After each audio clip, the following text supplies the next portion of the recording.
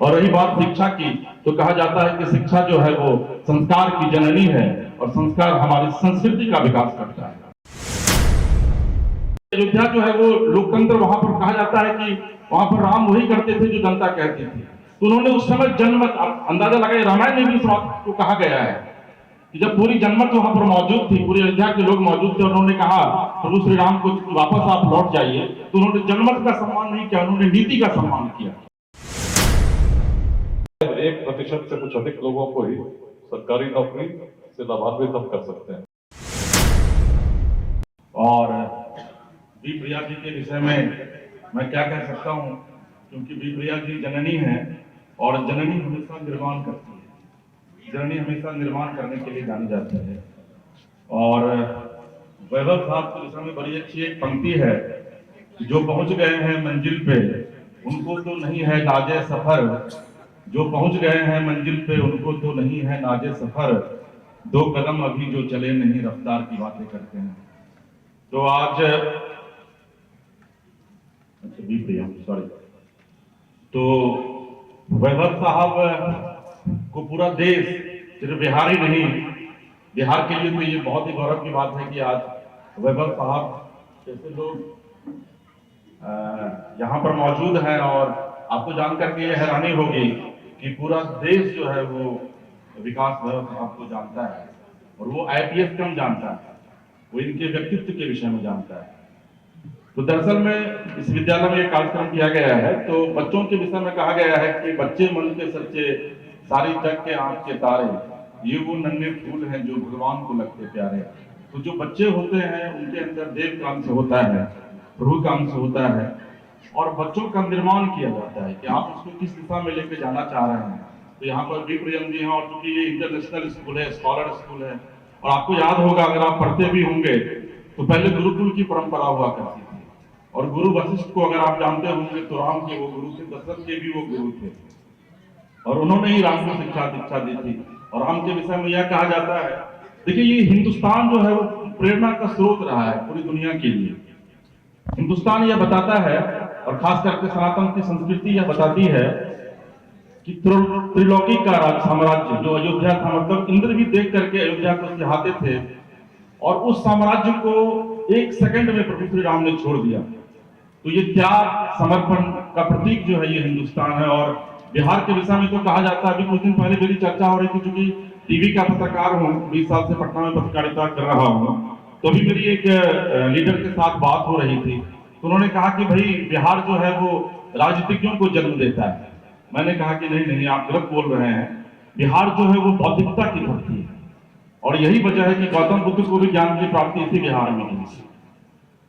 तो जो सबसे महत्वपूर्ण बात है वो यह है कि मैं मैडम से अनुरोध करना चाहूंगा कि मैडम, निश्चित तौर पर इंटरनेशनल स्कॉलर स्कूल है, आप अंग्रेजी पढ़ाइए बच्चों को, लेकिन साथ ही साथ सनातन की भी शिक्षा उनको दीजिए, क्योंकि वो गौरवान्वित महसूस करेंगे कि वो एक ऐसे देश से बिलोंग करते हैं, एक ऐसे प्रदेश से बिलोंग करते हैं। अभी बता रहे थे वैभव साहब कि लोकतंत्र की जननी है वैशाली बगल में, लेकिन मैं एक और आपको बताना चाहूंगा कि ये कहा जाता है कि लोकतंत्र को परिभाषित बिहार करता है, वैशाली करता है, लेकिन आज से 7000 साल पहले अगर हम चले हैं, पीछे चले हैं, सनातन की संस्कृति को देखें, तो उस समय श्री राम ने लोकतंत्र को परिभाषित किया।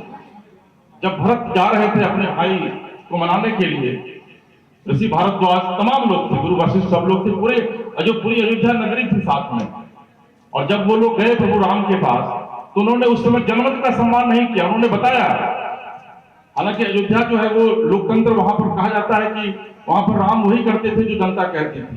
तो उन्होंने उस समय जनमत, अंदाजा लगाए, रामायण में भी इस बात को कहा गया है कि जब पूरी जनमत वहां पर मौजूद थी, पूरी अयोध्या के लोग मौजूद थे, उन्होंने कहा प्रभु श्री राम को वापस आप लौट जाइए, तो उन्होंने जनमत का सम्मान नहीं किया, उन्होंने नीति का सम्मान किया। यह देश जो है वो सनातनियों का देश है। और रही बात शिक्षा की, तो मैं तो आप तमाम जो यहाँ गार्जियन बैठे हुए हैं, जो बच्चे हैं, मैं उनसे आग्रह करूंगा कि आप अपने दिमाग से यह निकाल दीजिए कि मुझे IAS बनना है, मुझे IPS बनना है, मुझे डॉक्टर बनना है। मैं दिल्ली में पढ़ा लिखा JNU का छात्र हूँ, UPSC की तैयारी मैं भी कर रहा था, 7 नंबर से 98 में एलाइड मिस किया मैं। लेकिन फिर मेरे दिमाग में ये चीज आया कि भाई हिंदुस्तान कितने IAS IPS को जो है वो बनाएगा। आप सबसे पहले एक अच्छा इंसान बनिए और स्वामी विवेकानंद से आप प्रेरित होइए, जो कोई आईएएस आईपीएस नहीं थे, कोई डॉक्टर इंजीनियर नहीं थे, कोई राजनेता नहीं थे, लेकिन आज पूरा विश्व स्वामी विवेकानंद को नमन करता है। तो अपने व्यक्तित्व का विकास निश्चित तौर पर कीजिए। और रही बात शिक्षा की, तो कहा जाता है कि शिक्षा जो है वो संस्कार की जननी है और संस्कार हमारी संस्कृति का विकास करता है। क्योंकि समय की कमी है, मुझे जाना है, एक जगह प्रोग्राम है हम लोगों का, एक गांव से आज हम लोग एक कार्यक्रम कर रहे हैं, गांव से गणतंत्र। लेकिन चलते चलते मैडम के लिए एक शब्द कहना चाहूंगा कि मैडम, जब भी शिक्षा के जगत में कहीं भी देना होगा उदाहरण, तो सबसे पहले मैं दे दूंगा आपका उदाहरण। इन्हीं चंद शब्दों के साथ मैं अपनी वाणी को विराम देता हूं। तो सोचिए कैसे संभव होगा कि 9 करोड़ लोगों को अगले 2 दशकों में हम बिहार में रोजगार दे सकें। आज यदि सरकारी नौकरियों की हम बात करें, निश्चित रूप से बात है कि बड़ी संख्या में बिहार के छात्र आज सरकारी नौकरियों के लिए ही प्रयास करते हैं। लेकिन यदि कुछ नया हमने नहीं किया और विद्यार्थी केवल सरकारी नौकरी तक सीमित होकर सोचते रहे, तो किसी भी दल की सरकार आएगी तो शायद 1% से कुछ अधिक लोगों को ही सरकारी नौकरी से लाभान्वित हम कर सकते हैं। आवश्यकता क्या है? जब शिक्षा पद्धति की हम लोग बात करते हैं तो याद करते हैं लॉर्ड मैकॉले को, जिन्होंने 1835 में भारत की नई शिक्षा नीति का निर्माण किया था, जिसमें कहा गया था to create a class of interpreters between those who are ruling and the millions who are ruled, who would be Indian in appearance but British in thoughts and manners.